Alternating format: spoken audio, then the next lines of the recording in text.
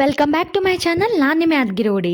ಇವತ್ತೇನು ಸ್ಪೆಷಲ್ ಅಂದರೆ ನಮ್ಮ ಮನೆಯಲ್ಲಿ ಹೋಳಿಗೆ ಮಾಡ್ತಾ ಇದ್ದಾರೆ. ಹೋಳಿಗೆ ಯಾವ ಥರ ಮಾಡ್ತಾರೆ ಅಂತ ನಾನು ರೆಸಿಪಿ ಹೇಳ್ಕೊಡ್ತೀನಿ, ಅದು ಕೂಡ ಹಳ್ಳಿ ಸ್ಟೈಲಲ್ಲಿ ನಮ್ಮ ಕಡೆ ಯಾವ ಥರ ಮಾಡ್ತಾರೆ ಅಂತ.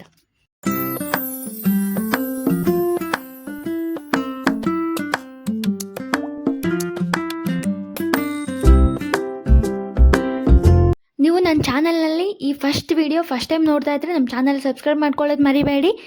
ಇವತ್ತು ನಮ್ಮ ಮನೆಯಲ್ಲಿ ಹೋಳಿಗೆ ಸ್ಪೆಷಲ್. ಹೋಳಿಗೆ ರೆಸಿಪಿ ಹೇಳ್ಕೊಳ್ಳೋಕ್ಕೆ ಬಂದಿರೋದು.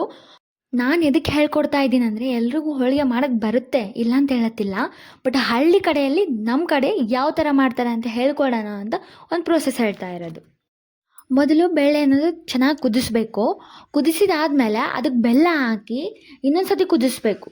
ನಾವು ಯಾವ ಬೇಳೆ ಯೂಸ್ ಮಾಡ್ತೀವಿ ಅದು ಮೇನ್ ಇಂಪಾರ್ಟೆಂಟ್ ಆಗಿರುತ್ತೆ.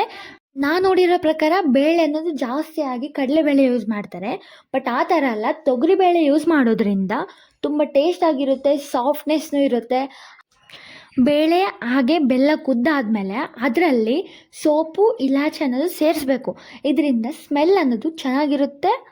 ಆ್ಯಕ್ಚುಲಿ ಇದು ಮಿಕ್ಸಿಗೆ ಹಾಕ್ತಾರೆ, ಬಟ್ ಈ ಮಿಶ್ರಣವನ್ನು ಮಿಕ್ಸಿಗೆ ಹಾಕೋಕ್ಕಿಂತ ಹೊಳ್ಳಲ್ಲಿ ರುಬ್ಬೋದ್ರಿಂದ ಟೇಸ್ಟ್ ಅನ್ನೋದು ಇನ್ನೂ ಜಾಸ್ತಿ ಆಗುತ್ತೆ.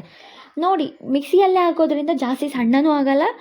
ಮಿಕ್ಸಿಗಿಂತ ಹೊಳ್ಳೆ ಮುಖ್ಯ. ಇದಕ್ಕಂದರೆ ಹಳೆಕಾಲ ಪದ್ಧತಿಯಲ್ಲಿ ಮಾಡೋದ್ರಿಂದ ಯಾವುದೇ ಅಡಿಗೆನೂ ಟೇಸ್ಟ್ ಇರುತ್ತೆ. ಹಾಗೆ ಹಿಟ್ಟನ್ನು ತೋಯಿಸ್ಕೊಂಡಿರಬೇಕು.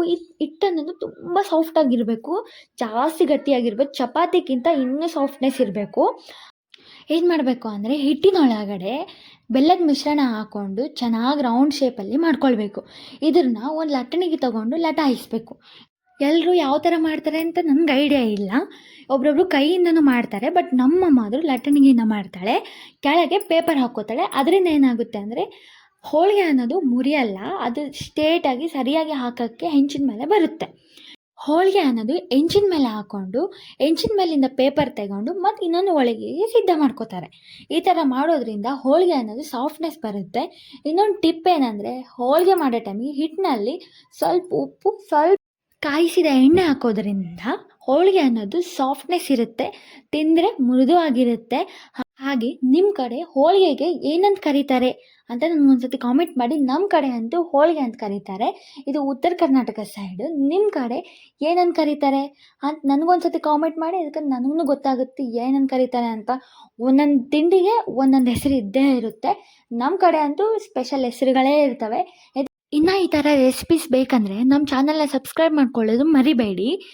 ಈ ಥರ ಹೋಳಿಗೆ ನೋಡಿದರೆ ಬಾಯಲ್ಲಿ ನೀರೇ ಬರುತ್ತೆ, ಅಷ್ಟು ರುಚಿ ಇರುತ್ತೆ. ಅದನ್ನು ನೋಡಿದರೆ ನಮಗೆ ತಿನ್ಬೇಕು ಅನಿಸುತ್ತೆ, ಅಷ್ಟು ಟೇಸ್ಟ್ನೂ ಇರುತ್ತೆ. ನೀವು ಟ್ರೈ ಮಾಡಿ. ಒಬ್ರೊಬ್ರು ಚಿಕ್ಕದಾಗಿ ಮಾಡ್ತಾರೆ, ನಮ್ಮ ಕಡೆ ನಮ್ಮಮ್ಮ ಆದರೂ ದೊಡ್ಡ ಮಾಡ್ತಾಳೆ. ಹೋಳಿಗೆ, ತುಪ್ಪ, ಬದನೆಕಾಯಿ ಒಂದು ಸತಿ ತಿಂದು ನೋಡಿ, ಅದ್ರ ರುಚಿನೇ ಬೇರೆ ಇರುತ್ತೆ, ಸಖತ್ತಾಗಿರುತ್ತೆ. ಎಲ್ಲೋ ಸ್ವರ್ಗಕ್ಕೆ ಹೋಗ್ದಂಗೆ ಅನಿಸುತ್ತೆ. ಒಂದು ಸತಿ ಟ್ರೈ ಮಾಡಿ.